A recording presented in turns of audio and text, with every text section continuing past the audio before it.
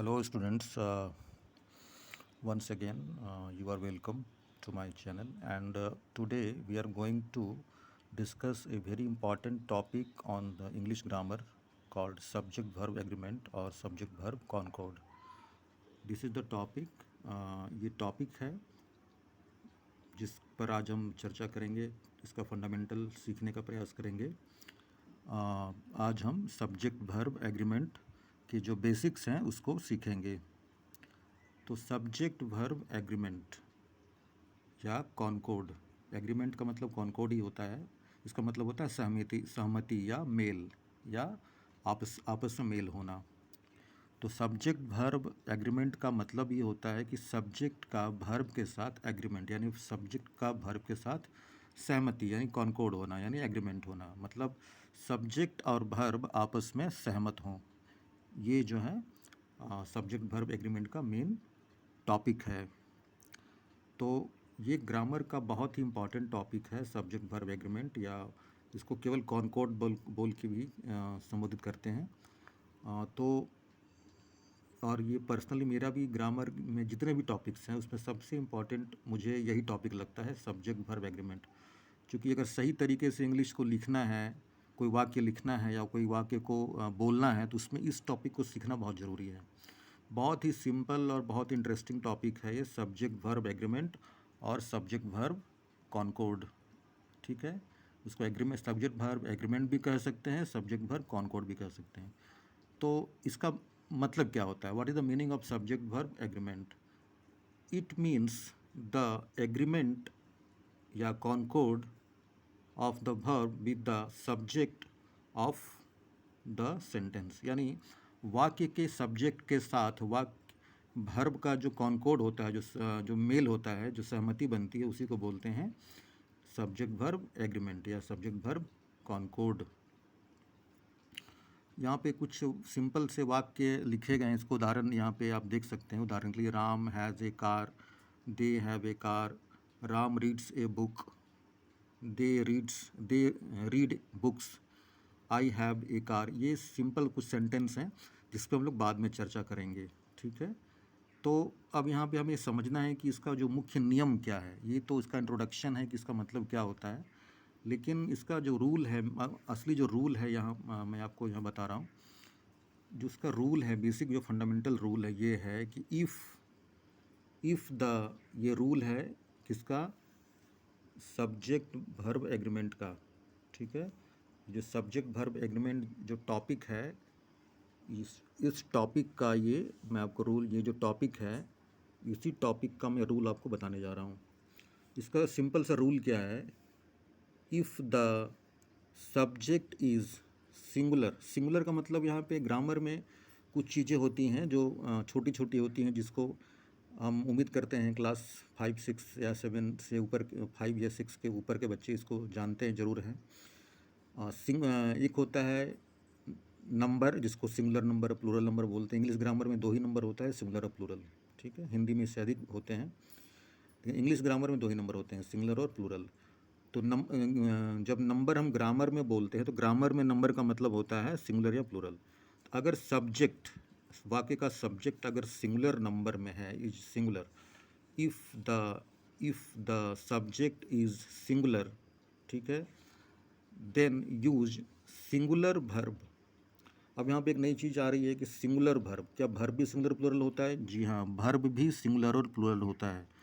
जिस तरफ से नाउन या प्रोनाउन सिंगुलर प्लूरल होते हैं, उस तरह से वर्ब भी सिंगुलर प्लूरल होते हैं।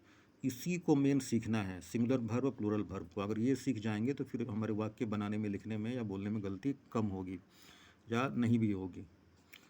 इसी प्रकार similarly if the subject is plural, अगर सब्जेक्ट जो है प्लूरल है, कौन प्लूरल है? सब्जेक्ट। वाक्य में अगर जो सब्जेक्ट है अगर वो प्लूरल है, ये जो वाक्य का सब्जेक्ट है, ये अगर प्लूरल है, वाक्य का सब्जेक्ट अगर प्लूरल है, then use plural verb.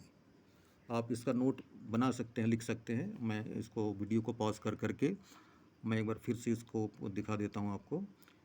If the subject is singular, then use singular verb. Similarly, if the subject is plural, then use plural verb. ये इसका मेन रूल है, मेन की मास्टर रूल ये इसका यही है पूरे इस टॉपिक का। लेकिन ये टॉपिक है लंबा टॉपिक है, एक ही वीडियो में सारा कवर करना संभव नहीं है, फिर भी हम प्रयास करते हैं कि जहाँ तक हो सके इसका फंडामेंटल बेसिक कवर करें इस वीडियो में। तो ये इसका बेसिक रूल है। अगर मतलब इसका अगर हम ये समझें कि सिंगुलर सब्जेक्ट के साथ सिंगुलर वर्ब लगेगा और प्लूरल सब्जेक्ट के साथ प्लूरल वर्ब लगेगा। लेकिन इसका एक अपवाद भी है, एक्सेप्शन। माने हर नियम का कोई ना कोई अपवाद होता है। मतलब वहाँ पे अपवाद उसको बोलते हैं, एक्सेप्शन उसको बोलते हैं जहाँ पर वो नियम लागू नहीं होता है। तो इसका एक नोट आप इसको लिखेंगे इसको भी कि इसका एक एक्सेप्शन है, अपवाद है, जहाँ पर ये नियम लागू नहीं होता है। ऊपर का जो रूल है जहाँ पे ये नियम लागू नहीं होता है, दिस रूल, ठीक है, doesn't apply to this exception. Okay, तो एक्सेप्शन टू द रूल कौन कौन है? आई और यू। आई और यू के ऊपर अगर आई और यू सब्जेक्ट के रूप में इस्तेमाल होते हैं या प्रयोग किए जाते हैं वाक्य में, तो इसमें ये नियम लागू नहीं होता है और बाकी सब जगह होता है। ये जो नियम अभी आपने ऊपर देखा, इसको समझा, पढ़ा अभी, तो ये नियम आई और यू एज ए सब्जेक्ट लागू नहीं होता। अगर आई और यू सब्जेक्ट के रूप में, तब ये नियम लागू नहीं होगा। केवल इसको याद रखना है कि सब्जेक्ट में कहीं आई और यू तो नहीं है। अगर आई और यू है तो बिल्कुल आसान है। तब क्या होगा? अगर आई और यू रहेंगे सब्जेक्ट में, तब क्या रहेगा? कौन सा हम वर्ब यूज़ करेंगे? I and you always have plural verbs.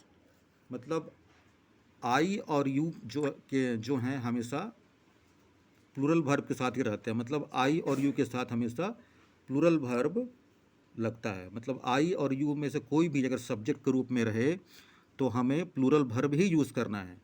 अब कहेंगे कि आई तो सिंगुलर होता है तो प्लूरल वर्ब क्यों नहीं? ऐसा ही है। एग्जाम्पल आप देख लीजिए, मैंने आपको यहाँ पे फिर से एग्जाम्पल में आते हैं। आई हैव ए कार, तो हैव जो है ये प्लूरल है। हैव जो है प्लूरल वर्ब है। अब कैसे है, इसका एक नियम है, ठीक है, वो नियम आगे हम देखेंगे। तो आई हैव ए कार, तो आई के साथ आप मिलाइएगा, जित आप अब ध्यान दीजिएगा आगे से जब भी कुछ लिखेंगे या बोलेंगे पढ़ेंगे, तो आई के साथ जब भी वर्ब लगेगा, वर्ब तो लगेगा, बिना वर्ब के सेंटेंस बनता नहीं है, तो आई के साथ हमेशा प्लूरल वर्ब ही लगता है। तो यहाँ पे हम थे आई एंड यू। और यू जो है वो सिंगुलर में भी यूज होता है, प्लूरल में भी यूज होता है। यू सिंगुलर हो या प्लूरल, यू अगर सिंगुलर भी हो तब भी प्लूरल वर्ब ही लगेगा, और यू अगर प्लूरल है तब तो प्लूरल वर्ब लगेगा ही। मतलब आई और यू में आंख मूंद कर हमेशा आई और यू के साथ प्लूरल वर्ब ही लगाना है। ये इतना क्लियर हो गया। अब इसका समरी निकालें। समरी इस तरह से निकलेगा, सब्जेक्ट अगर सिंगुलर है तो वर्ब सिंगुलर होगा, सब्जेक्ट अगर प्लूरल है तो वर्ब प्लूरल होगा। इसका एक्सेप्शन आई एंड यू। इसका अपवाद क्या है? आई और यू के साथ ये नियम लागू नहीं होता है। अब आई और यू के साथ क्या लेते हैं? Always have plural verbs. I और यू के साथ हमेशा प्लूरल वर्ब लगता है। ये जो ऊपर जो हमने पढ़ा उसी का ये समरी चार्ट है। इस तरह से आप इसको लिख के रख सकते हैं, इस तरह से समरी चार्ट बना सकते हैं आप। मैं इसको थोड़ा सा होल्ड पॉज ये कर देता हूँ, थोड़ा सा यहाँ पे आप इसका नोट बना सकते हैं, ठीक है। अब आगे की तरफ चलते हैं। ये तो हो गया कि इसका रूल हो गया, रूल का एक्सेप्शन हो गया। एक्सेप्शन आई और यू के लिए ही केवल है। आई और यू को अगर सब्जेक्ट के रूप में यूज़ कर रहे हैं तो प्लूरल वर्ब ही लगेगा हमेशा, इसको याद रखना है। Next is singular plural subjects and verbs. पहचानेंगे कैसे कि सिंगुलर और प्लूरल सब्जेक्ट को पहचानना बहुत आसान है। वाक्य को पढ़ने से पता चल जाता है कि वो उसका सब्जेक्ट सिंगुलर है कि प्लूरल है। तो सब्जेक्ट क्या क्या हो सकता है? सब्जेक्ट नाउन हो सकता है, प्रोनाउन हो सकता है, नाउन फ्रेज ईटीसी हो सकते हैं। तो नाउन प्रोनाउन क्या होता है मैं इस वीडियो में तो नहीं बताऊंगा आपको, क्योंकि नाउन प्रोनाउन के बारे में आपको अच्छी तरह से पता है। मैं उम्मीद करता हूं कि आपको नाउन प्रोनाउन के बारे में पता है। अगर आप नाउन प्रोनाउन के बारे में और जानना चाहते हैं तो हमें कमेंट में करेंगे, मैं आपके लिए इसके लिए अलग से वीडियो बनाऊँगा। तो सब्जेक्ट के रूप में नाउन प्रोनाउन का प्रयोग हो सकता है, नाउन भी हो सकता है, प्रोनाउन भी हो सकता है, ठीक है। और नाउन फ्रेजेस। नाउन फ्रेजेस क्या होते हैं कि फ्रेज किसको बोलते हैं? फ्रेज एक अलग टॉपिक है, इसके बारे में अगर आप कमेंट करेंगे तो इसके बारे में भी हम इसके वीडियो अलग से बनाएंगे। फ्रेज क्या होता है? वाक्य का एक अंश होता है, वाक्यांश होता है फ्रेज। तो फ्रेज जो होता है वाक्यों का समूह होता है, सॉरी वर्ड्स का ग्रुप होता है, ग्रुप ऑफ वर्ड्स होता है जिसका कुछ थोड़ा सा मीनिंग आता है, have some sense, partial sense but not complete sense. Phrase उन शब्दों के समूह को बोलते हैं जिनका कुछ पार्शियल या आंशिक उसका अर्थ निकलता हो, लेकिन पूर्ण रूपेण उसका कंप्लीट सेंस या पूरा अर्थ नहीं निकलता है, जो इंडिपेंडेंट मीनिंग नहीं दे सकता है, लेकिन उसका कुछ मीनिंग जरूर होता है। और वो शब्दों का समूह जब नाउन के रूप में, जब उस ग्रुप ऑफ वर्ड्स को जब नाउन के रूप में यूज़ करते हैं, उसको बोलते हैं नाउन फ्रेज। जैसे हमने कहा ट्रेन, तो ट्रेन क्या है? नाउन है। अब मैं बोलता हूँ the train on the platform, वो ट्रेन जो प्लेटफॉर्म पे खड़ी है, तो पूरा का पूरा एक नाउन फ्रेज हो गया। The train on the platform, जो ट्रेन प्लेटफॉर्म पर है, वो नाउन फ्रेज हो गया। The train on the platform, इस पूरे the train on the platform, the train on the platform, इस 5 वर्ड्स को हम पूरे के पूरे सब्जेक्ट के रूप में यूज़